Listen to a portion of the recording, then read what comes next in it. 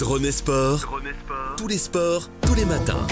Votre rendez-vous sportif quotidien sur Atlantique Radio et dans Atlantique Matin avec Karim Droné. Bonjour Karim. Bonjour Adil, bonjour à tous et bonjour à toutes. Du foot pour commencer avec les prochains adversaires des équipes marocaines engagées dans les coupes africaines, à savoir l'AS FAR et la Renaissance de Berkane.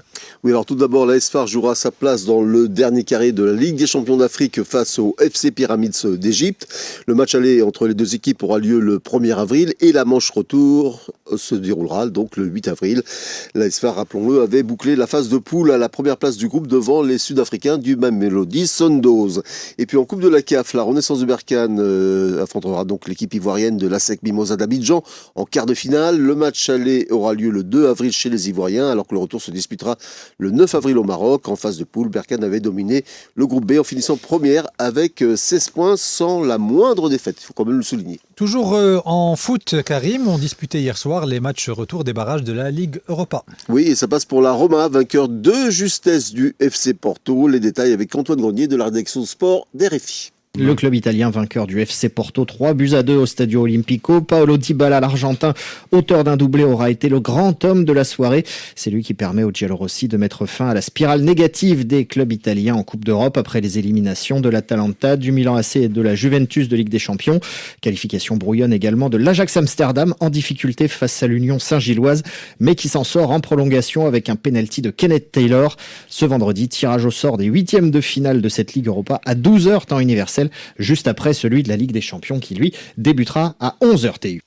Enfin, du basket pour terminer, direction les États-Unis. Coup de tonnerre en NBA, le Français Victor Wembanyama sera d'ailleurs indisponible, ça a été confirmé jusqu'à la fin de la saison. On lui a découvert un caillou de sang dans l'épaule. Oui, on peut dire que c'est un coup dur pour les Spurs de San Antonio. Wemby, la star française du basketball, va donc manquer au moins le reste de la saison régulière de NBA qui s'achève mi-avril, et ce en raison d'une thrombose veineuse à l'épaule droite. Ce problème de santé a été diagnostiqué à son retour à San Antonio après le All-Star Game auquel le joueur de 21 ans a participé le week-end dernier pour la première fois de sa carrière. Les précisions avec Théo Quintard de la rédaction Sport d'RFI. Un choc, une déflagration, un gros coup de massue sur la tête. Un peu avant midi ce jeudi, les Spurs ont annoncé l'impensable. Victor Wembanyama devrait être indisponible jusqu'à la fin de saison. La raison, une thrombose à l'épaule droite, autrement dit, un gros caillou de sang. Depuis San Antonio, cette blessure surprend tant elle était inattendue. Ces derniers matchs, Wemby semblait fatigué, à bout de souffle, mais rien d'alarmant à ce stade de la saison, car la NBA est un championnat éreintant et long de 82 matchs. Cette blessure surprend, mais surtout, elle inquiète, car avant lui, d'autres joueurs ont connu un tel pépin physique et la plupart ont eu du mal à s'en remettre. C'est notamment le cas de l'ailier des Toronto Raptors, Brandon Ingram, en 2019.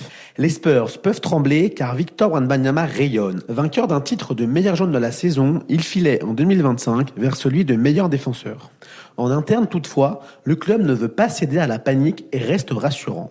Il espère que le Français reviendra en forme à la rentrée prochaine pour l'an 3 de Wemby en NBA. Voilà, c'était le journal des sports. Merci Karim, et non pas à demain, parce que demain c'est samedi, mais à lundi. À lundi.